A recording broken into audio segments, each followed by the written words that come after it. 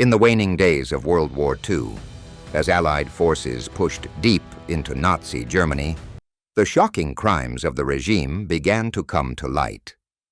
On January 27, 1945, the Soviet Red Army liberated Auschwitz, the largest and most brutal concentration camp in Adolf Hitler's network of death.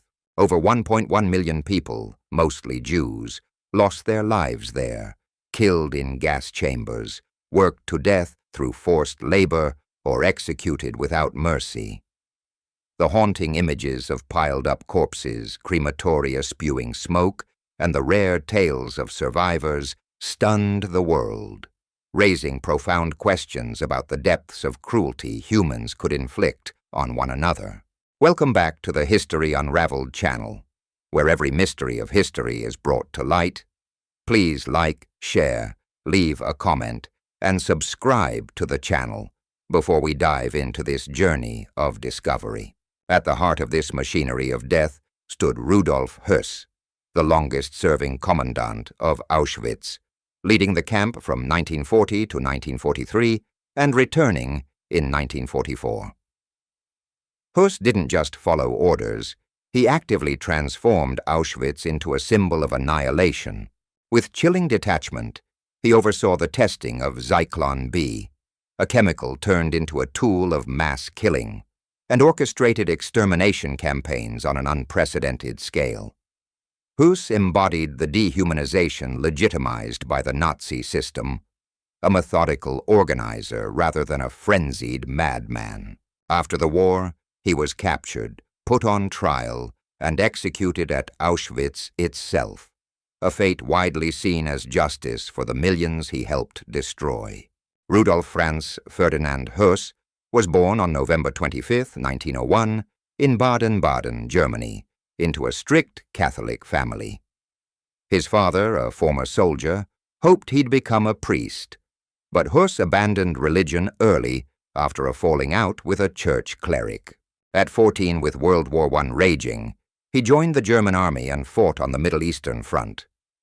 By 17, he became the youngest non-commissioned officer in the German military, a sign of his early toughness and ambition.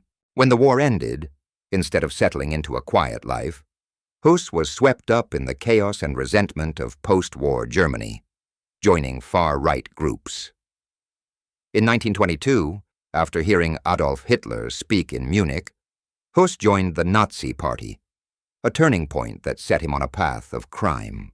He soon revealed a violent streak, taking part in the murder of schoolteacher Walter Kadow on orders from Martin Bormann, a future Nazi leader. This act landed him a 10-year prison sentence, but he was pardoned and released in 1928. Out of prison, Höss married Hedwig Hensel and fathered 5 children. Yet family life didn't deter him from darkness.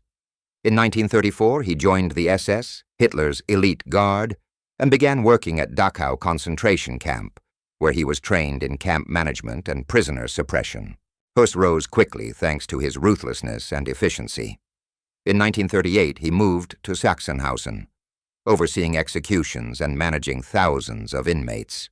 By 1940, Heinrich Himmler, the SS's top leader, appointed Höss Commandant of Auschwitz.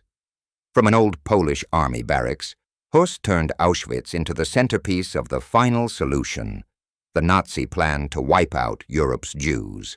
Taking charge of Auschwitz, Rudolf Höss didn't just carry out orders, he perfected the process of genocide with terrifying skill. He divided the camp into 3 main sections: Auschwitz-Wiffel's administrative hub, Auschwitz II-Birkenau, extermination center with gas chambers, and Auschwitz III Monowitz, forced labor site. Under his command, Auschwitz became the Nazis' most efficient killing machine. He tested Zyklon B, turning it into a weapon of mass destruction that could kill thousands daily, a method he later praised as efficient in his memoirs. Höss's power peaked in 1944 when he returned to Auschwitz to oversee the annihilation of 430,000 Hungarian Jews in just 56 days. At a rate of up to 10,000 deaths per day, the crematoria couldn't keep up, prompting Höss to order bodies burned in open pits. Meanwhile, he lived in a luxurious villa near the camp with his family, mere steps from the barbed wire. His children played in the garden, his wife hosted gatherings, and Höss left home each morning to run his death factory. This stark contrast is the clearest proof of his chilling indifference. Höss didn't see himself as a murderer, but as a dutiful official following orders. In reports to Himmler, he complained about work stress and resource shortages, never the inhumanity of his actions. His rise at Auschwitz wasn't just a personal story. It symbolized a system that rewarded brutality. Under Rudolf Höss, Auschwitz wasn't merely a prison.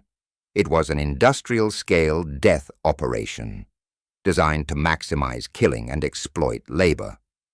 The scale of its crimes defies comprehension.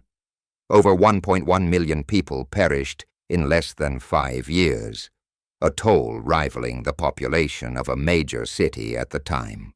At Auschwitz II Birkenau, gas chambers were the core of the destruction. Trains arrived daily, packed with victims from across Europe, Poland, Hungary, France, Holland. Upon arrival, SS officers under Höss's direction selected them. The strong were kept for labor, while women, children, the elderly, and the weak went straight to the gas chambers. Told they were heading for a shower, victims entered rooms with fake nozzles. Once sealed inside, Zyklon B was dropped through vents, killing everyone within 15-20 minutes. Their desperate cries faded into eerie silence. The Sonderkommando, prisoners forced to work the crematoria, then removed bodies, extracted gold teeth, cut hair for industrial use, and fed corpses into ovens. During the 1944 Hungarian campaign, with 430,000 killed, the crematoria couldn't cope, so Höss ordered mass burnings in outdoor pits, blanketing the sky with black smoke and filling the air with the stench of death for miles. Those spared immediate death lived in barracks, converted horse stables, cramped beyond belief. Hundreds slept on hard wooden planks, without blankets, in Poland's bone-chilling winters. Rations were a watery soup of rotten potatoes and a scrap of stale bread, offering less than 300 calories a day, barely enough to survive. Diseases like typhus, dysentery, and tuberculosis ravaged the camp, claiming thousands monthly. Survivors were skeletal, their sunken eyes and hollow stares resembling ghosts in a living hell. At Auschwitz III Monowitz, prisoners toiled in IG Farben factories, making synthetic rubber and chemicals for the war effort. From dawn to dusk, they worked under brutal SS guards, wielding leather whips and wooden clubs. Hauling rocks or running machinery while starving, many collapsed on the job. Those too weak to meet quotas faced selection in regular inspections overseen by Höss or his subordinates, then shipped to Birkenau for extermination. One survivor recalled, "Every day was a fight to live, but we knew death was just a matter of time." In Auschwitz II, the Black Wall saw thousands shot in front of others as a warning.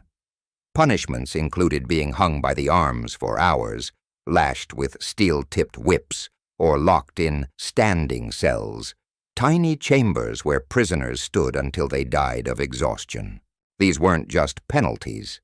They instilled constant terror, crushing any will to resist. The sheer scale of Auschwitz's atrocities lay not just in the death toll, but in the calculated efficiency Höss brought to it. Thousands vanished daily without a trace, no records, no names, only ashes in the crematoria. Life hung by a thread. A cough, a stumble, or a guard's whim could end it.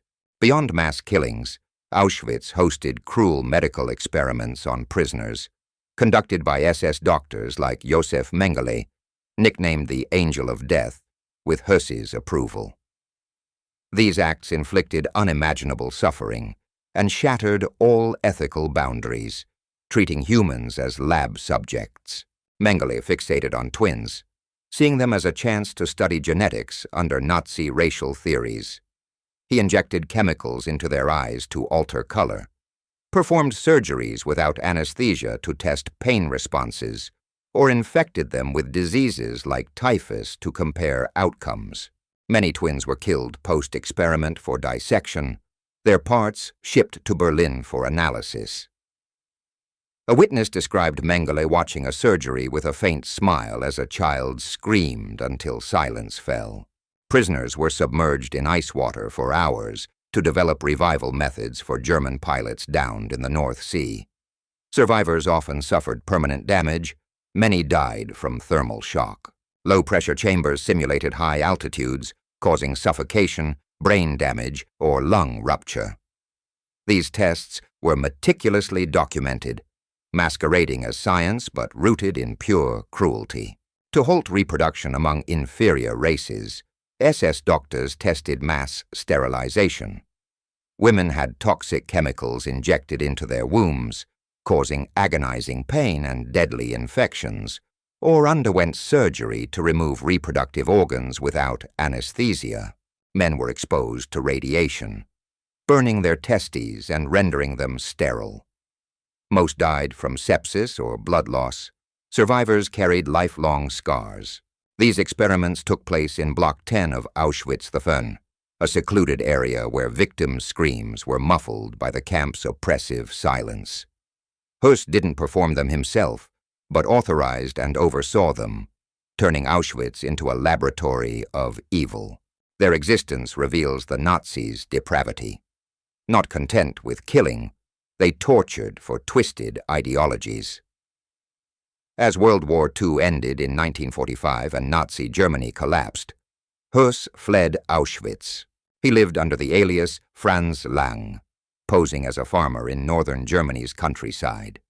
But justice wouldn't let him slip away. On March 11, 1946, British Allied forces arrested him after his wife inadvertently revealed his whereabouts during questioning. Captured, Höss showed no resistance, his face eerily calm. He was called as a witness at the Nuremberg trials, where his testimony stunned the world. In a monotone voice, he detailed Auschwitz's operations, organizing gas chambers, transporting victims from across Europe, disposing of bodies without a flicker of remorse. He admitted over 1.1 million died under his watch, yet showed no regret. His emotional void left observers reeling. After Nuremberg, Höss was handed over to Poland for trial at the Supreme National Tribunal in Warsaw. While imprisoned, he wrote memoirs, claiming he only followed orders. The court rejected this defense. On April 6, 1947, he was sentenced to death and executed at Auschwitz on April 16, 1947, near Crematorium Weid. Höss's trial was a landmark event, drawing global attention. At Nuremberg, though just a witness, his words shook listeners. He described Auschwitz like an industrial process, selecting victims, destroying bodies, with no hint of feeling. Asked how he felt watching thousands die daily, he said, "I didn't have time to think about it. I focused on the task." Transferred to Poland, his full trial ran from March 11 to 29, 1947, in Warsaw. Höss remained calm and cooperative, never resisting or pleading for mercy. Prosecutors presented damning evidence, documents, photos, survivor accounts. One former prisoner recalled Höss observing executions with a blank stare, as if watching a show. In his prison memoirs, he argued, "I was a loyal official. I had no choice." The court dismissed this, noting he didn't just obey, he innovated killing methods. Hearing his death sentence on April 2, 1947, Höss barely reacted, nodding slightly before returning to his cell. In his final days, he met his family in silence, no tears, no heartfelt goodbyes. He told his wife to care for their children and asked for his wedding ring to be sent to her after his death, a detail underscoring his icy demeanor. On April 16, 1947, Rudolf Höss was brought back to Auschwitz for execution. This choice carried deep symbolism, fulfilling survivors' demands that he pay at the site of his crimes. The gallows stood near Crematorium the Fern, a place of unspeakable horror. Arriving, Höss showed no fear, walking steadily. Before mounting the scaffold, he requested a coffee and sipped it slowly, as if savoring his last moments. The sentence was read aloud before Polish officials, Allied representatives, and some survivors. As the noose tightened around his neck, Höss stayed silent, offering no apology or regret. At 10:08 a.m., the trapdoor opened, and he died after 13 minutes. His body was cremated, ashes scattered in a secret location to prevent any Nazi shrine. Höss's death sent a powerful message of justice. For victims and their families, his execution at Auschwitz offered a small measure of closure for immeasurable loss. It affirmed that no one escapes accountability for crimes against humanity. Rudolf Höss's story didn't end with his death. It left a lasting mark on future generations. His family, especially his children, lived under the shadow of his crimes. Some changed their names to escape stigma, while others, like his eldest son Hans-Jürgen, publicly expressed shame. In 2011, Höss's grandson Rainer visited Auschwitz, meeting survivors, apologizing on behalf of his family, and pledging to educate youth about the Holocaust. On a broader scale, Höss's trial and execution helped shape international law on war crimes and genocide. Nuremberg and the Polish trials laid groundwork for the International Criminal Court, asserting individual responsibility regardless of orders. Höss became a symbol of organized evil, not frenzied, but methodical and disciplined within a genocidal system. Historian Lawrence Rees noted, "Höss wasn't insane. He was an ordinary man doing extraordinary things in an extraordinary context. His normalcy, living with family, working like a bureaucrat, amplifies the horror of his deeds." It raises questions. What makes someone so callous? Is it the individual or a society that fosters cruelty? Executing Rudolf Höss at Auschwitz wasn't just punishment. It was solace for Holocaust victims. For the world it proved justice, though delayed, prevails. Yet Höss's story isn't only about retribution. It warns of extremism and blind obedience. He didn't act alone. He was a product of a system that stripped away morality, turning humans into tools of evil. Today, reflecting on history, Höss's tale urges us to face truth, no matter how painful, to prevent such tragedies. Justice for Höss isn't just a reckoning with the past.